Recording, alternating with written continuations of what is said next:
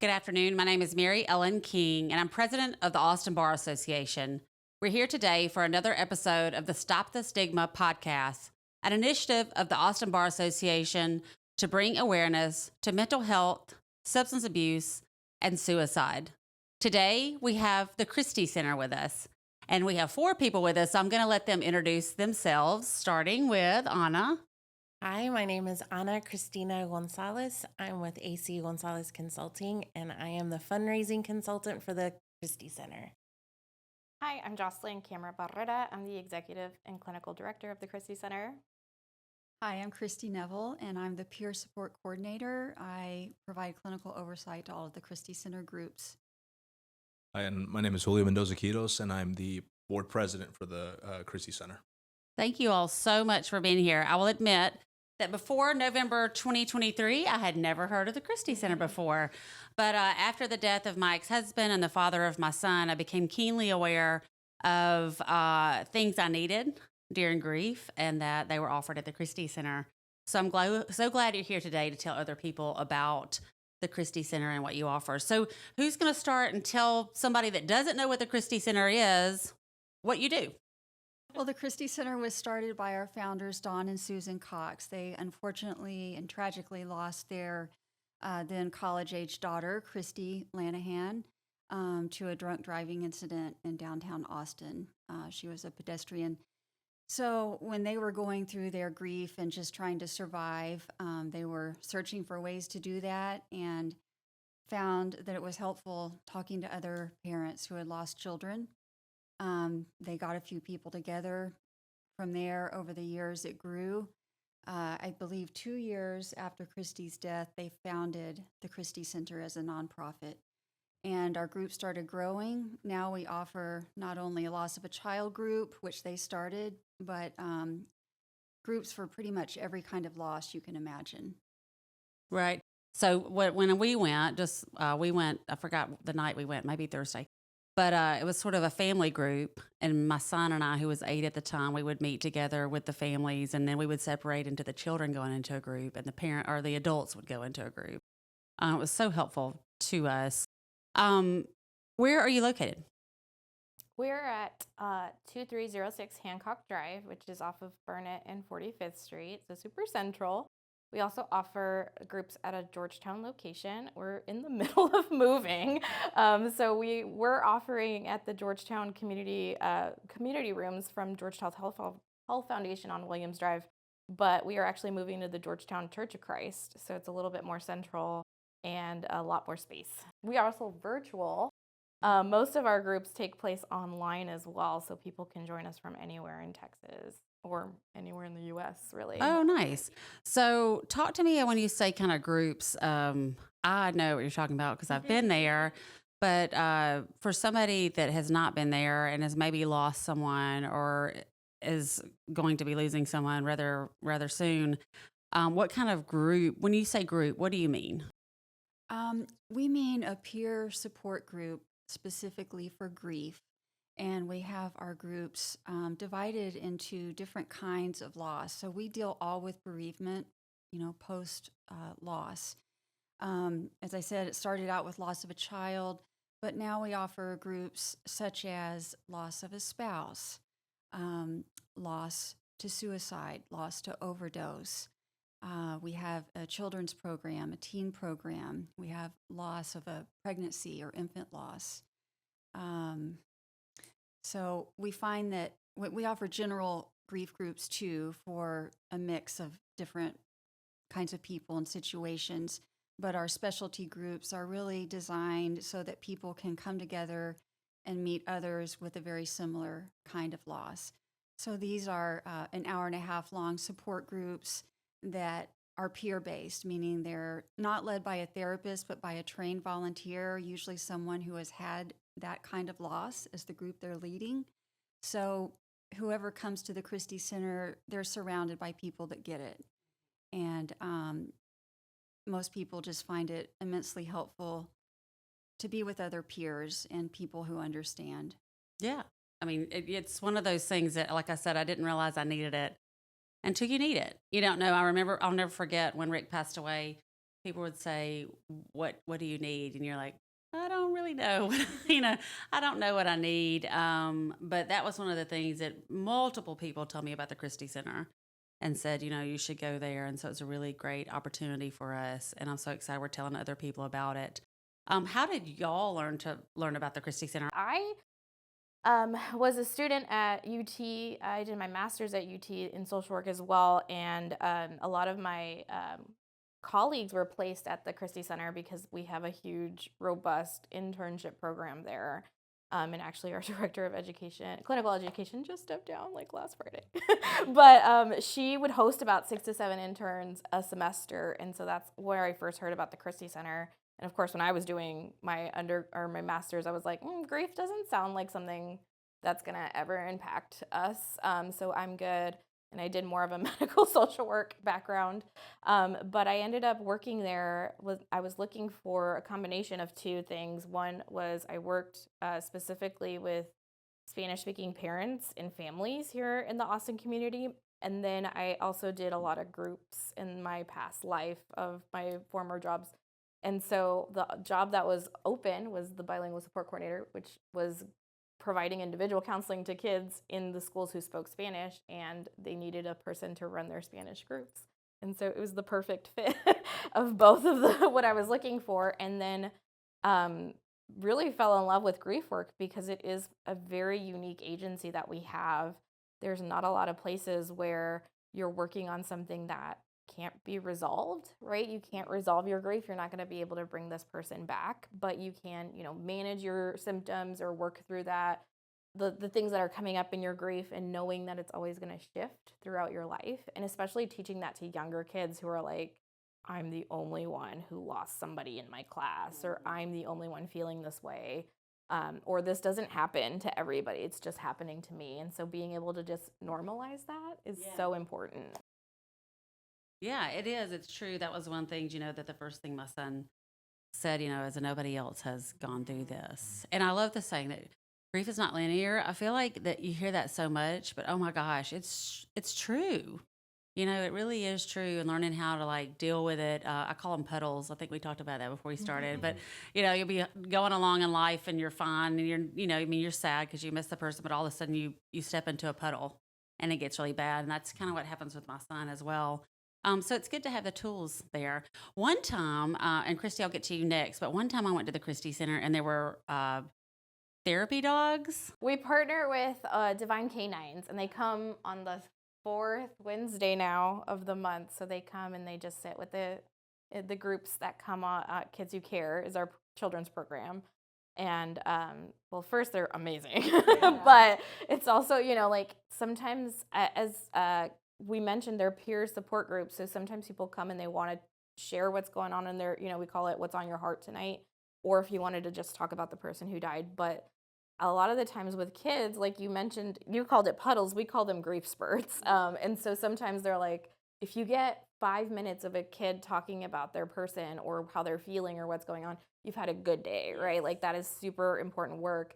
But then, they want to be like, I want to show you this, or I want to show you that. And with the dogs, I'm like, the second they come in, they don't really care about Jocelyn, right? Or rather, or whoever's doing the group, because they're like, oh my gosh, I just want to sit with this dog.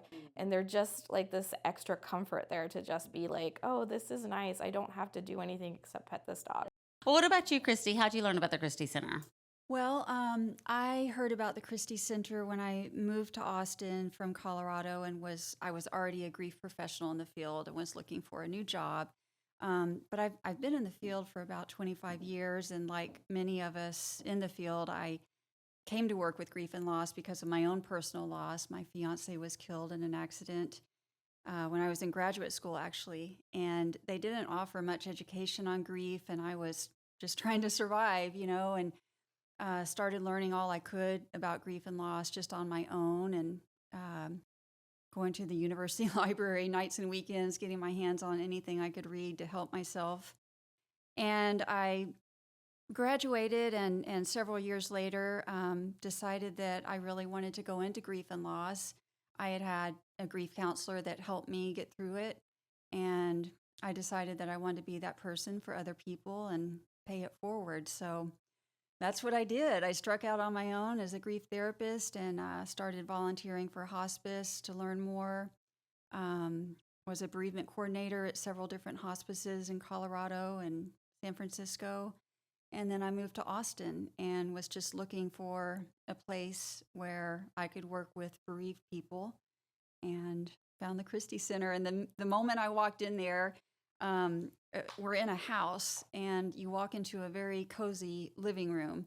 And that's where my interview took place. And I was just immediately like, I want to be here, and it was just one of those things that was meant to be.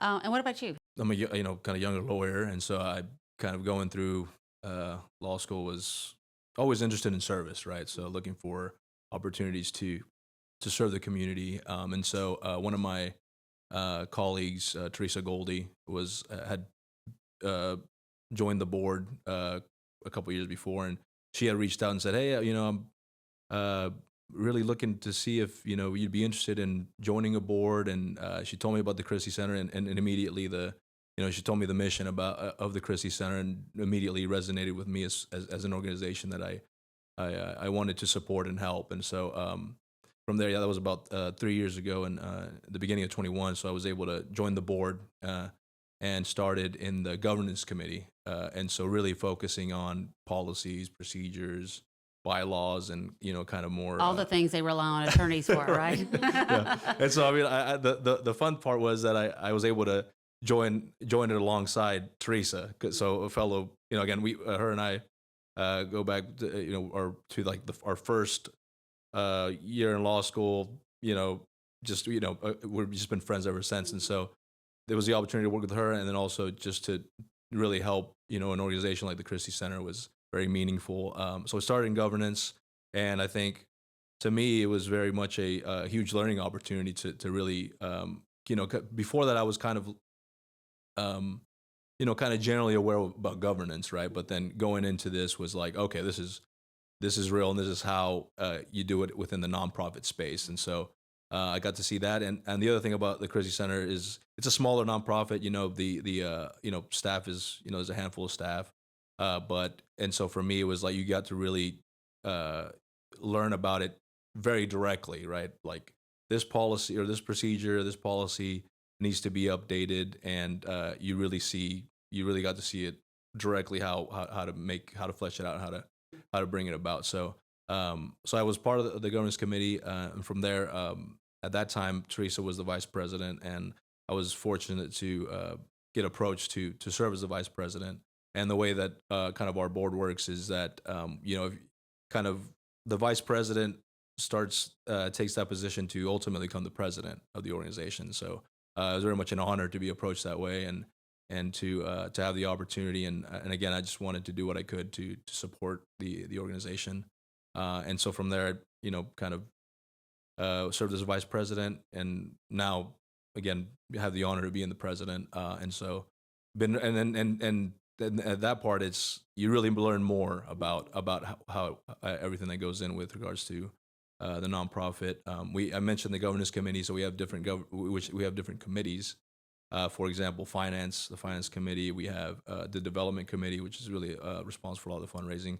So and kind of you start learning about all these different aspects of the organization and what goes on in operating it. And so being able to be a part of all that has been great. But that's kind of I've learned a lot, and I feel like it's been a positive experience. And again, I think it's kind of one of the reasons we're here too is just continue to outreach to the Austin community and let them know, hey, this resource is here. Specifically lawyers. Now it's like lawyers.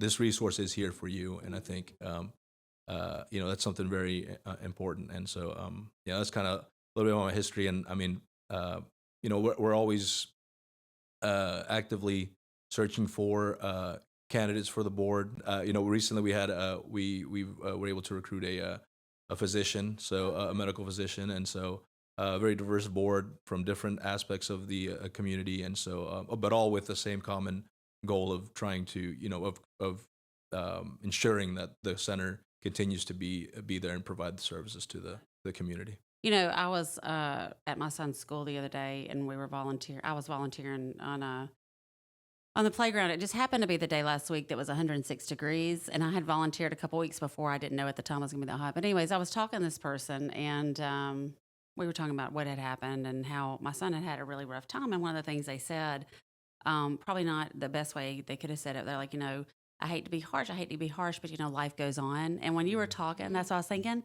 That's the hardest part about grief to me, is that life does go on. You don't get to stop and just grieve. You have to learn how to grieve while you're going to work, while you're getting your kid ready for school, while you're cooking dinner, while you're just living your life, and I think the Christi Center helps you do that. Even when I was there and we would eat dinner together, or the kids would do crafts, or, just having fun and socializing and fellowshipping together and understanding that common denominator that we had all lost someone that was very important to us that we loved very much. So that's very good. Well, Ana, I don't want to leave you out. So it sounds like you've got a good story. Tell us how you know about the Christi Center. Well, I wouldn't be good at my job if I wouldn't also point out something that has not been said, and that's that the Christi Center offers all of these services for free. I was thinking that. I was going to bring that up, but I figured you would. But that is true. I mean, I'll tell you, therapy can be cost prohibitive for so many people. And one of the things that for lawyers, TLAP, and then we have a program through the Austin Bar Association that makes sure it covers people's costs for therapy, because when they're going through a mental health crisis, or they're having thoughts of suicide, or they're having substance abuse issues, a lot of times money is an issue, but we don't want it to be an impediment. And that's the same way y'all are, right? Is that you offer all of these services free. Yes, the Christi Center is an amazing resource, and it has been so awesome seeing just the way that different things that have happened in the community, how the Christi Center has been the first call, from a bus crash to someone who was shot to someone who, like, the Christi Center is like who people want to be there to receive people in their guilt and their hardest of times. And it's also just been amazing to hear the different stories of where people have been coming to Christi Center 2 months, 3 months, 8 years, and hearing them say things like, I was able to find joy again. I was able to move into another part of my life, or just be able to breathe again for this time that I was there. And so it's beautiful. And it's also, grief is not something that escapes anyone, right? And so how this is there for every single person to be able to just get that support. And 3 months ago, I lost my mom, and I told Jocelyn all the time, like, it's not lost on me that I am here working with y'all during this time. And so I get the benefit of Jocelyn, because she's like, how are you? And I'm like, how are you? And, but all these things that I'm now learning, because I've never suffered a big loss until now, and just saying, how do people maneuver this with the 8 days of work that you get? Or, just like what you said about things go on and you're just like, no, this world is not the same. But how many people are walking around feeling like that? And I think our society today is experiencing such grief, and they don't even know it. The Christi Center is a healthy way to cope with grief. You know what I mean? It gives you healthy tools to cope with grief, so that you're not going to some other, mechanism that would kind of mask it or push it on down the road a little bit.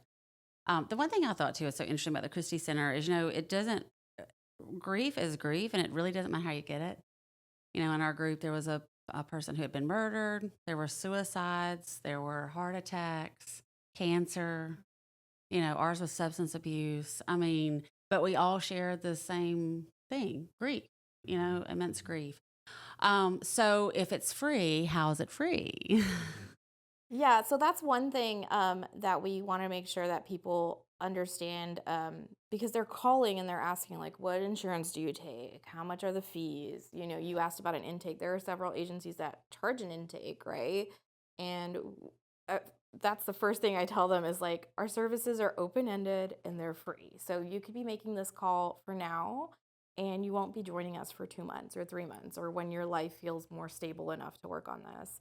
But even then, all you have to do is fill out a piece of paper, and then you're welcome to join us, right? And so the way it's free is because we have several grants that help us fund our programs, and then a lot of it is fundraising and private donations. It's not a huge budget, it's not a huge staff, but the impact that they make is incredible. The number of services that they provide to people through their volunteers, through their staff, through their interns, I mean, it's just amazing. And so to have been a part of the community for 30 years, it's just amazing. So yes, grant writing, individual fundraising. You will hear a lot about our Heart Connections event. That's our annual fundraiser. And that is our biggest fundraiser that allows for us to fundraise for general operating funds that keep the services free. And when is that? October 30th at the Norris Center.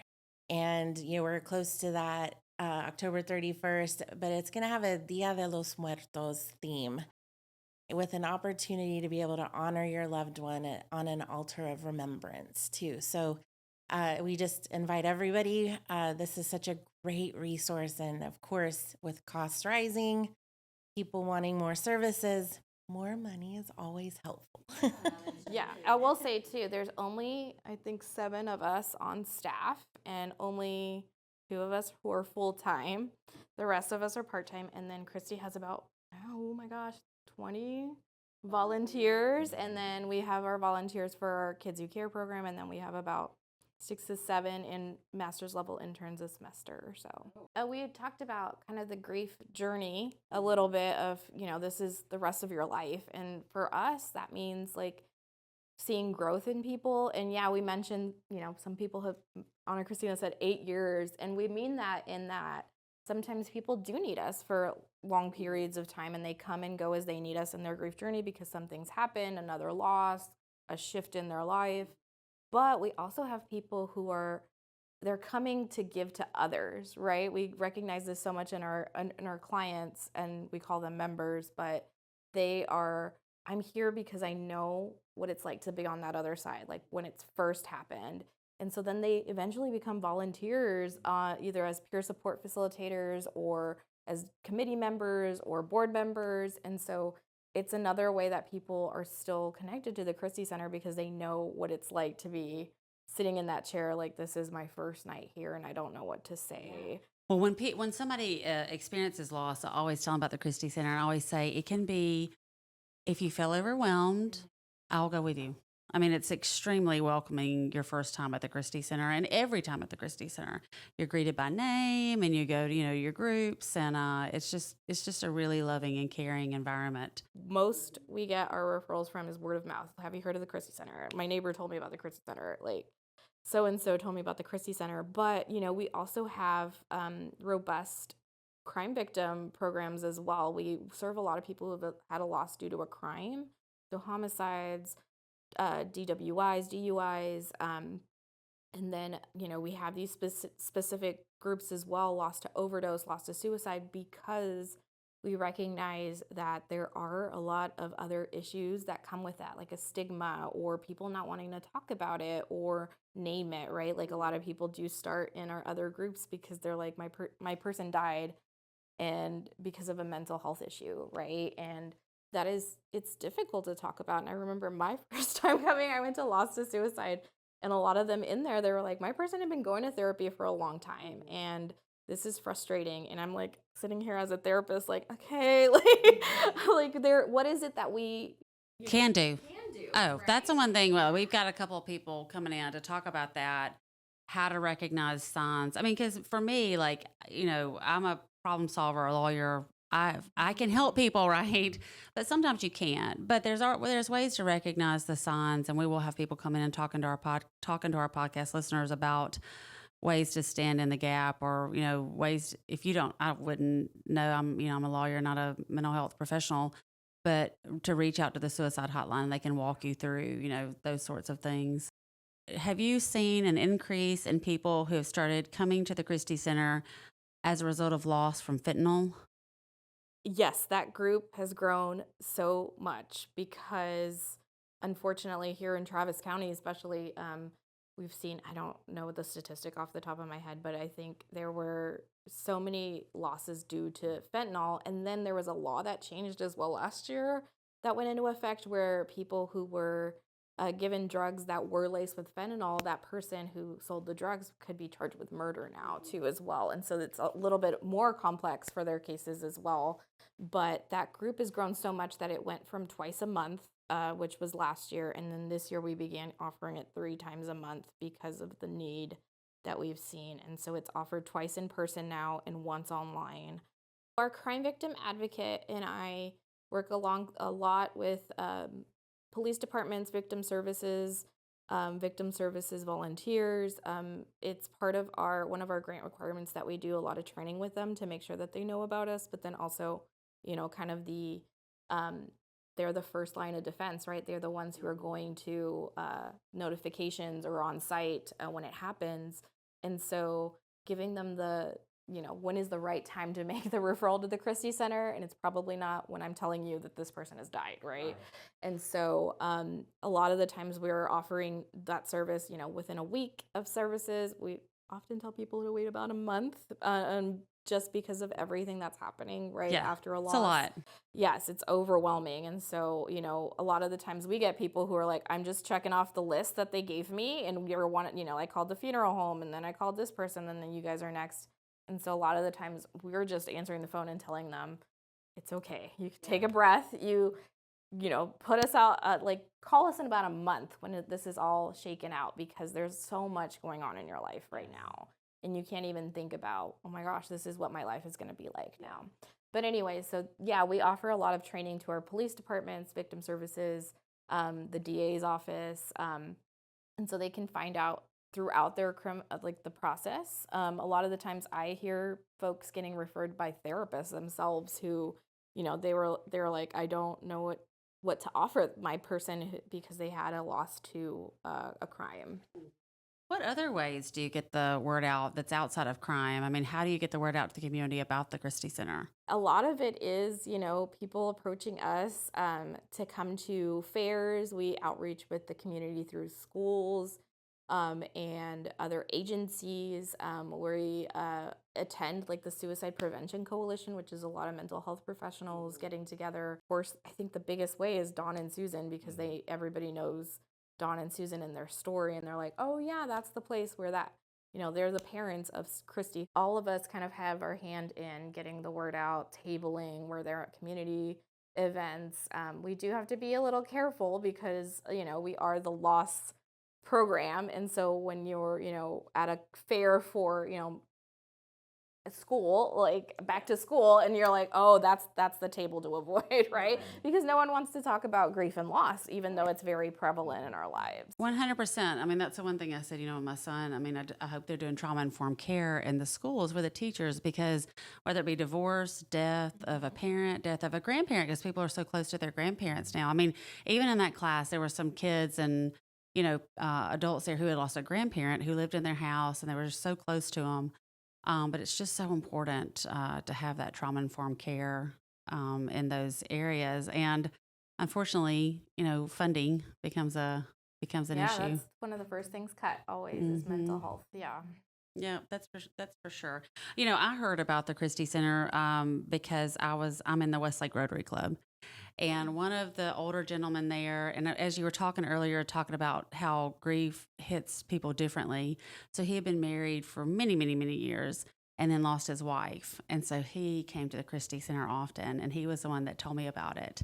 And then when I had the opportunity to have a speaker to the Rotary Club, I had the Christi Center come talk to the Rotary Club so they could learn about the Christi Center. So I guess y'all are happy to go speak to anybody who wants to learn about the Christi Center. Okay, so let's talk a little bit more about ways the Austin Bar Association, our members, we have about 3,500 members. How can we help the Christi Center? If we want to learn more about the Christi Center and make a donation to the Christi Center, what's the best way for us to do that? Visiting the website, a lot of great information. Just did a revamp of it, so it's looking very beautiful, up to date. You can buy a table at our upcoming event. That would be amazing. We would love that. And just, research, talk to people about us, let them know that we are here and we're making a big impact. Are you a 501c3? Yes, we're a nonprofit. Yeah. Okay, so all donations would be tax deductible. Is there an opportunity for lawyers to volunteer or help you with any fundraising at all? Because we generally tend to be service-minded individuals, so we're happy to help. So let us know how we can help you. Yeah, we do have opportunities, direct service, and that's, if people were interested in becoming facilitators or working with the Kids Who Care teen program as well. We often need folks in there. And then for peer support facilitators, of course, we provide all the trainings, and there's a whole program for that. And then we have kind of indirect service volunteers, and I'll let Julio chime in too.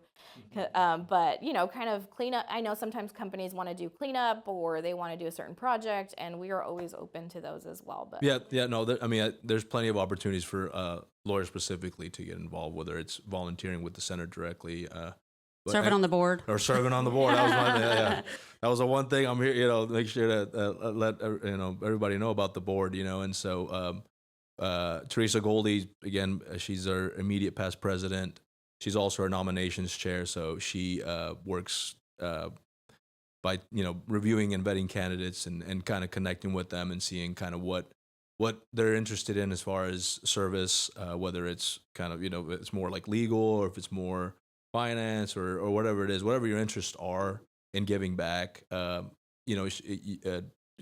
Teresa, with our as a nomination chair, can definitely kind of sit down and kind of walk through all that and what you're envisioning. So definitely serving on the board. Again, you'll from my experience, is very much a direct type of experience as far as the service. You're going to see your involvement directly, impacting the center. And so it's very hands-on, I would say, very much a hands-on experience. So if you're looking for something like that within the Austin area, I definitely recommend that. And also just kind of, we've the mission, right? Everything you're doing as part of the board is to promote the mission of the center and continue to provide these services for free to the Austin community. And services demand, as we said, that just keeps growing, and so the need is there. So I definitely encourage lawyers to consider the Christi Center and also just nonprofits in general, because Austin's a growing city, right? And so there's many nonprofits here in town, and so and that's been what I've learned is just that need is there for lawyers, and if you have the time, then definitely consider it and see how you can. See what you can do with your expertise, especially from a legal standpoint. Nonprofits kind of look for that legal expertise that the lawyers can bring, and it provides you with the opportunity to grow as a lawyer, learn all these things, be really involved in the community, and change people's lives. And yes, exactly. I mean, that's incredible, right? One of the things you said, Jocelyn, is just grief never goes away. Once you lose somebody, you're going to be grieving for the rest of your life. So that's what I said. I mean, my son is 9 and his life is forever changed.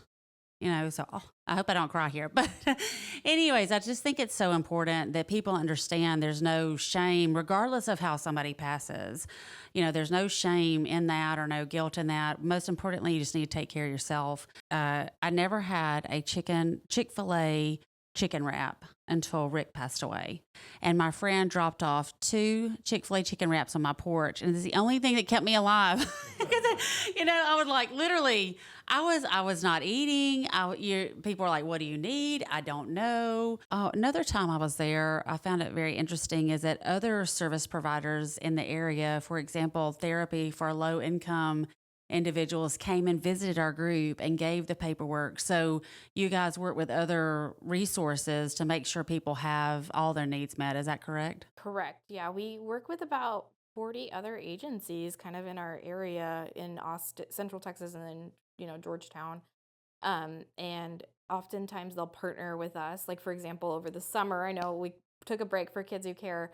But right before then, we brought in several agencies who offer grief camps. So like Austin Center for Grief and Loss, Hope Hospice. There's so many people. We don't do summer camps, right? And we're right in the middle of the city, so we have very limited like fun things to do in the yard.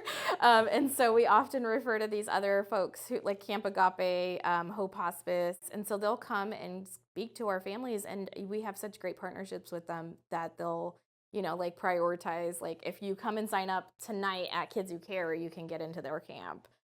So it's super exciting to have those partnerships. But then, yeah, just making sure, especially with loss to overdose, there's been a big push for people making their own foundations or their own, trying to think, like their own awareness campaigns. And so a lot of the times they start with the Christi Center, and then they want to, I don't know if y'all have seen the billboards all over Austin, like this person will be forever 22, or after a loss to overdose, or, test, have Narcan available, things like that, where people are finding their advocacy avenues. And a lot of the times they come back to us and they're like, I want to promote this here, right? Like I want to make sure people know about this. Yeah.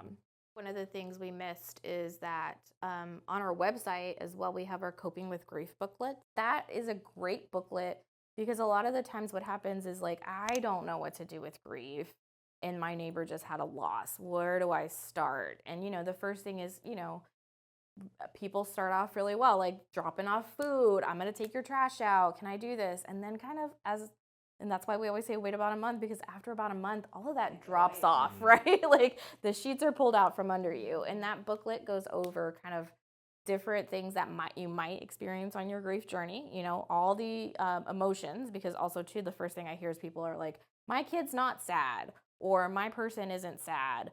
They're just not dealing with it right now. Oh, we have to make them come to Kids Who Care so they could deal with it. And it's like, well, they're probably not ready, right? Or they're like, I just need to focus on school. And that is the one stable thing in my life. And that booklet kind of goes over some of that, like what you might see, what's normal, when to think, oh my gosh, maybe I do need more intervention. But then also too, there's this section called, we call it well-intentioned remarks. That is probably the most common thing we hear from people, is that they're like, well, at least you have other kids, or at least you're young and you can get married again, or at least, the trying to find the silver lining, because that's who we are, right? As humans, is we're trying to figure out like, what is the positive in this? And actually I just had a group too, where they were talking about making meaning in their grief. And they're like, I don't want to make meaning in this. This is terrible. And I'm like, yeah, it can be terrible. And that's it, right? And so a lot of the times just having folks who are like, I'm here to, like, can I take your kids to school? Can I like watch them so you can like have a little break? Yeah, that's been the biggest thing for me. Oh my gosh, when somebody's like, let us just drop your kid off and somehow, what are you going to do? I'm like, I'm going to go home and take a nap. Like I'm just going to go in my quiet house and just relax by myself, because now that I'm the only parent, I don't really get that opportunity anymore, right? I mean, and not to mention, you're like I said, life goes on, and on top of that, you're typically planning a funeral, you're dealing with closing down business, or you're dealing with all the affairs. The family coming in, and they're there for you for a little bit, and it's nice, but then they leave. Yeah, I mean, I tell people all the time, I sometimes say, I can't believe he's gone. Like you can't, and it's been almost a year, and I'm still like bargaining with myself, like, this didn't happen, and that goes on forever. Yeah. I mean, my mom, I'll never forget, she lost her mom when she was 21. And to this day, she still gets sad about it. And I don't think anybody, I think that about my son. I mean, grief forever is a part of your life. I love that. And I'm sorry I'm crying because I'm still in grief. Oh, the irony of talking to the Christi Center, what's happening. But I love that circle where it says grief never changes. The grief circle is always the same circle, right? But life just kind of grows around it, and you learn how to deal with it differently. And then, of course, right now I guess I'm in one of my puddles. But my son's like that. You dealing with children takes grief, their grief, coping, and knowing what to do to a whole nother level, because they can't communicate their feelings or their thoughts at all. Well, it's its own. I always, when I was running that program. And Christi's also run that program once upon a time. But I always said that was the hardest job, because not only do you have to move forward, right? And I'm literally talking about like who's going to take the kids to school now that you're gone? And also, who's going to pay the bills? Do we have to move? Do we have to, like, all the shifts, the physical shifts, but then also, like, especially if you have multiple kids, this one's fine, this one's not, this one's sleeping with me in the bed again. And parents and caregivers are like, what is normal? What should I be focused on? Where do I start? Let's just get them all into therapy. You know, oftentimes we have to explain, like, they're gonna ask over and over again the same question. They're like, yes, grandma died, but she's coming to my birthday next week, right? Or, and that's hard, right? Like, I can only imagine, like, no, baby, like, we've already talked about this, right? Like, she's not coming back anymore. And it's tough. Like, I've worked with several families where there's 3 kids, and, you know, I'm thinking of one family, their dad died of COVID. And the youngest one was 4, and he died on her birthday. Oh. And so then, you know, the oldest was like, she's going to remember her birthday as like this awful day. And really not, right? Like, she's just like, I miss my daddy, and I'm doing, you know, like, that's the day I get to remember him, or we get to celebrate him. And then the middle one is the one who's like, she's the one that needs to sit in my office for a little bit, because she's the middle one, right? Like, the oldest is like, I got to help mom pick up the girls. I got to take them to school. I got to get them ready. And mom has to do her full-time job because there's no other income that's coming in. And I heard this in one of our group meetings at the Christi Center, was it's so important to deal with the children going through grief now. Because if you don't deal with it, it will surface again later in a very bad way. Yeah. There's just a lot, but you have to embrace it. And even if you're struggling yourself with your own grief, you have to walk your kids through it. And it's almost like double grief. I don't run the children's program anymore, but a lot of the times I help people recognize, when is it the right time to intervene? And what does that mean? And a lot of the times people have these ideas, right? Like, when you hear about grief, you think the stages of grief, right? I have to go through the stages of grief. And I often tell folks, like, has anything changed, right? Like, it's been a month, I need to get them in the services. And I ask them, like, are they ready for services? Have you had a conversation with them about, like, coming? How do they feel about it? And then what does depression look like for them? Because it doesn't look the same for everybody, right? Kids especially, like, and I think this is for anybody, is like, what has shifted that they used to love that maybe they're not doing anymore, right? Like, I don't want to play baseball. And it's like, yeah, that makes sense because you used to do that with your dad. Right. So let's give it some time. But, I also don't want to do art anymore. Well, that's weird because that wasn't connected. So what's going on there? Something, too, that we often emphasize with our families is, how are you taking care of yourself during all of this? You have to be intentional about your own self-care, you know, and part of the picking up the kid and taking him somewhere to go do something else, letting someone come do that, even while the child is grieving, is so important for me, myself, you know. Thank y'all so much for coming here. This has been incredible. The Christi Center is just absolutely wonderful resource for the Austin community, and most importantly, it's free. Please keep in mind about their October 30th event. If you can't buy a table, please go to their website and make a donation. And then if you know somebody who is grieving, so make sure they know about the Christi Center. So thank you all so much for coming today, and I'll see you soon.